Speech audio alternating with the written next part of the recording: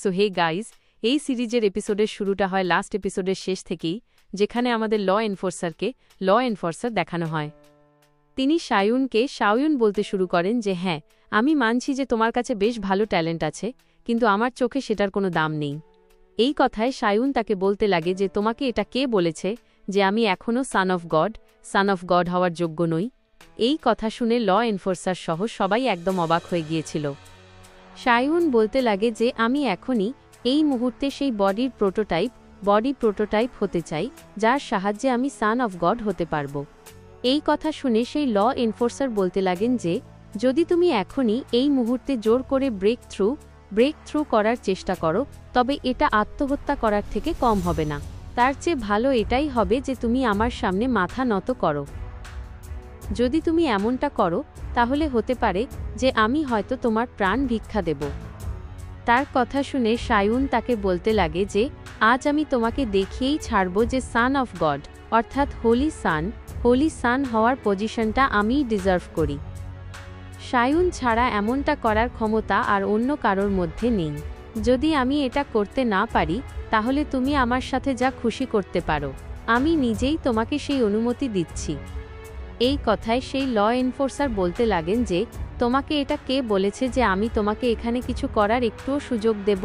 ঠিক সেই মুহূর্তে এখানে এম্পেরর টিয়ান এন্ট্রি হয়, যিনি বলতে লাগেন যে আমার ডিসাইপল আমি অনুমতি দেব। তার কথা শুনে লিউ ফ্যান রাগ হচ্ছিল, কিন্তু তখনই এম্পেরর টিয়ান বলতে লাগেন যে চিন্তা করো না বাচ্চা, তোমার মাস্টারকে আমি এক গভীর ঘুম পাড়িয়ে দিয়েছি। আশা করি সে হয়তো আর কখনো উঠবেও না। এবার তখনই সেই ল এনফোর্সার বলতে লাগে যে এম্পেরর টিয়ান, তুমি কি আমার সাথে আবার ঝামেলা করতে চাও, এটা জেনেও যে তোমার আর আমার মধ্যে কিছু পুরনো হিসাব বাকি আছে? নাকি তুমি চাও যে আজকের সমস্ত ব্যাপার এখানেই শেষ করে দেওয়া হোক? তো মাস্টার তাকে বলেন যে চিন্তা করো না, আমাদের মধ্যে যা কিছু আছে তা খুব শীঘ্রই সলভ হয়ে যাবে। কিন্তু যদি তুমি আমাদের শত্রুতার বদলা এই বাচ্চার থেকে নাও, তাহলে আমি এমনটা হতে দেব না। তুমিও এটা জেনে গেছো যে আমিই শাওয়ুনের মাস্টার। এই কারণে আমার ডিসাইপল আমার কাছে যা চায় বা সে যা চায়, আমি তাকে তা করতে দেব। তাই আমি তাকে সুযোগ দিচ্ছি যে সে সান অফ গড হওয়ার জন্য তার সর্বশক্তি দিয়ে চেষ্টা করুক। এর মধ্যে যে আসবে, আমি তার সাথে নিপট নেব। ল এনফোর্সার বলতে লাগে যে চলো ঠিক আছে, আমিও দেখি যে এই ফুটন্ত রক্তের মধ্যে কত তাকত আছে, কারণ তোমার ভুল তোমার উপরেই ভারী পড়বে আর তোমার ডিসাইপল তোমার চোখের সামনেই মারা যাবে। সেই মুহূর্তে শাওয়ুন বসে পড়ে, কারণ সে এখানে কাল্টিভেশন স্টার্ট করে দিয়েছিল। সে তার বডির ভেতরে জোর করে ব্রেক থ্রু করতে চলেছে, যা অবশ্যই তার জন্য মুশকিল কাজ হবে এবং তার প্রাণও যেতে পারে। উ ফান চেঁচিয়ে বলে যে স্বপ্ন দেখা ছাড়ো ছেলে। তখনই লিন শায়া মাস্টার ফু জিজ্ঞেস করতে লাগে, যিনি তাকে বলতে লাগেন যে শাওয়ুনকে কেওস বডি যাওয়ার জন্য কেওস সূত্রা প্র্যাকটিস করতে হবে আর 36 লেভেলে 36 লেভেল পৌঁছাতে হবে, যেখানে পৌঁছানোর চেষ্টা এম্পেরর টিয়ান কতদিন ধরে করছেন। কাল্টিভেশনের এই লেভেলে পৌঁছাতে ওনার পুরো 200 বছর লেগে গিয়েছিল। এই কারণে ল এনফোর্সার মনে করে যে শাওয়ুন এমনটা কখনোই করতে পারবে না। আর একই সাথে লিন শায়ারও শাওয়ুনের জন্য চিন্তা হচ্ছিল, কারণ তারও এই ভয়টা হচ্ছিল যে শাওয়ুন কি 200 বছরের কাল্টিভেশন কেবল একদিনের মধ্যেই করতে পারবে। সেই মুহূর্তে আমরা শাওয়ুনকে দেখি যে বলছিল যে সে এখন 27তম level 27th level break through করতে চলেছে। যে লেভেল ব্রেক থ্রু করতে তার খুব একটা সমস্যা হওয়ার কথা নয়, কারণ তার কাছে সেই লেভেলের এনার্জি ছিল, আর সাথে সাথে তার কাছে রিওয়ার্ডস অনেক ছিল। আর সত্যি শাওয়ুন এখানে 27তম লেভেল পার করে ফেলে। এটা করার ফলে এবার চারদিক থেকে এনার্জি শাওয়ুনের বডির ভেতরে যেতে লাগে। চুনিও এই দৃশ্য দেখে বলতে লাগে যে ফাইনালি ও নতুন লেভেলও ব্রেক থ্রু করে ফেলল। এর পরের মুহূর্তেই জানা যায় যে হ্যাঁ, সে পরবর্তী লেভেলও ব্রেক থ্রু করে ফেলেছে। এর পরের মুহূর্তে সে 29তম level 29th level break through করে ফেলে। কিন্তু ক্রমাগত নতুন লেভেল ব্রেক থ্রু করার কারণে শাওয়ুনের বডিতে খুব বেশি এক্সট্রিম লেভেলের পেইন হচ্ছিল।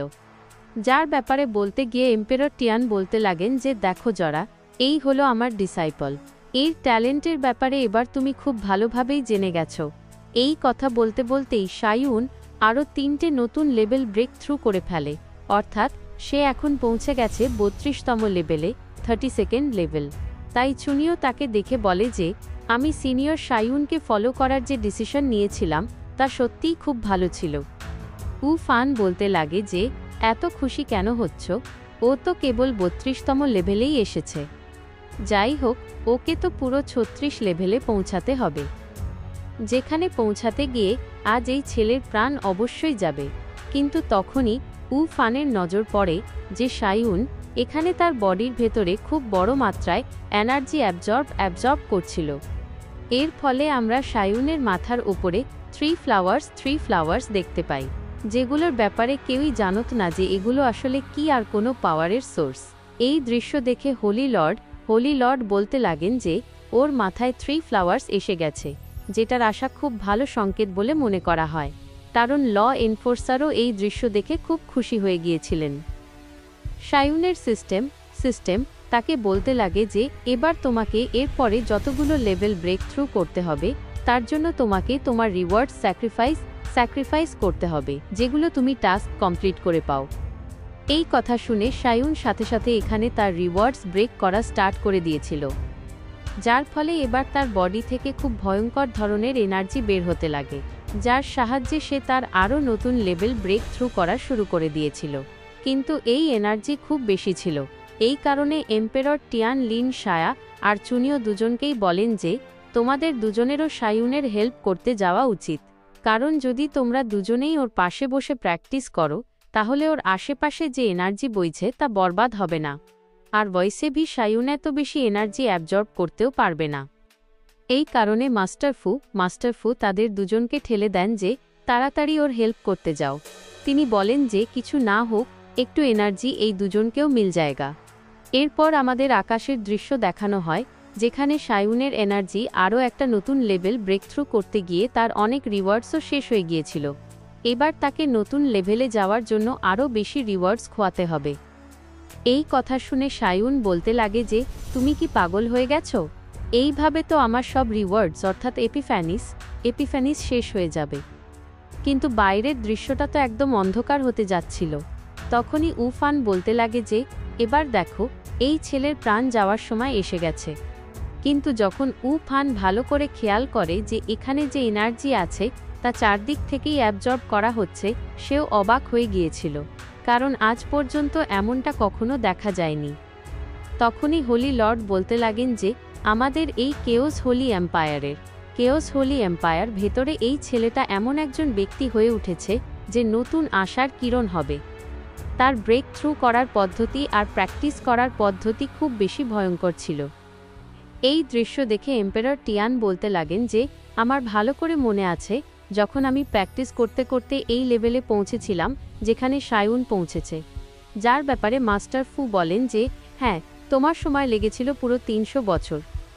এই মুহূর্তে আমরা সায়ুন, লিন সায়া আর চুনিওকে দেখতে পাই।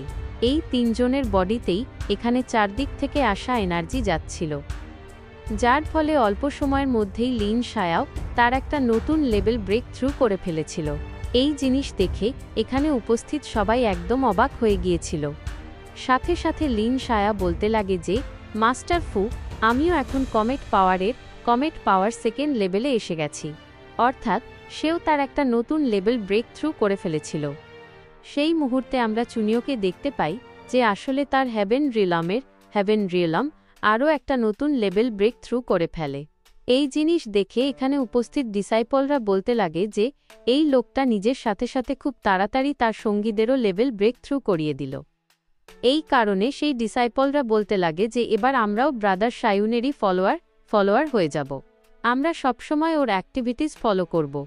কিন্তু তখনই আমাদের দেখানো হয় যে এখানে যে এনার্জি ইকট্ঠা হচ্ছিল তা হঠাৎ করেই ডিসঅ্যাপিয়ার হয়ে যায়, কারণ আসলে সায়ুনের কাছে তার যে রিওয়ার্ডস ছিল সেগুলোও এখন পুরোপুরি শেষ হয়ে গিয়েছিল, যার ফলে সায়ুন লেভেল 35 এসে থেমে যায়।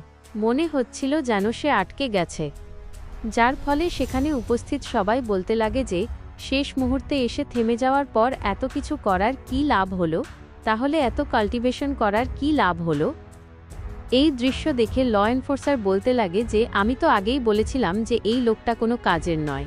তখনই আমরা সায়ুনকে দেখি, যার সিস্টেম তাকে বলছিল যে তাড়াতাড়ি মিশনস পুরো করো আর আবার তোমার রিওয়ার্ডস নিয়ে আসো। সায়ুন চেঁচিয়ে বলতে লাগে যে তুমি কি পাগল হয়ে গেছো, আমি এই সময় কোনো মিশন পুরো করতে যাব। লিন শায়ার চিন্তা হতে লাগে যে সায়ুন কি তার লেভেল ব্রেক থ্রু করতে পারবে, কিন্তু এমনটা হওয়ার ফলে সায়ুন রিওয়ার্ড হিসেবে 3 এপিফ্যানিস পেয়ে যায়, আর নতুন লেভেলে যাওয়ার জন্য এটাই তার জন্য যথেষ্ট ছিল।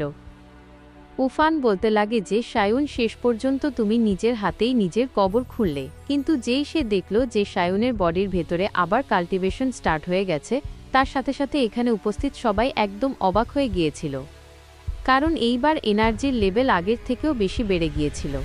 এই জিনিসটা এখানে উপস্থিত সবার জন্যই একদম শকিং ছিল, কারণ সায়ুনের হঠাৎ করে এত বেশি লেভেল বাড়িয়ে ফেলা কোনো মজাক কি বাত ছিল না।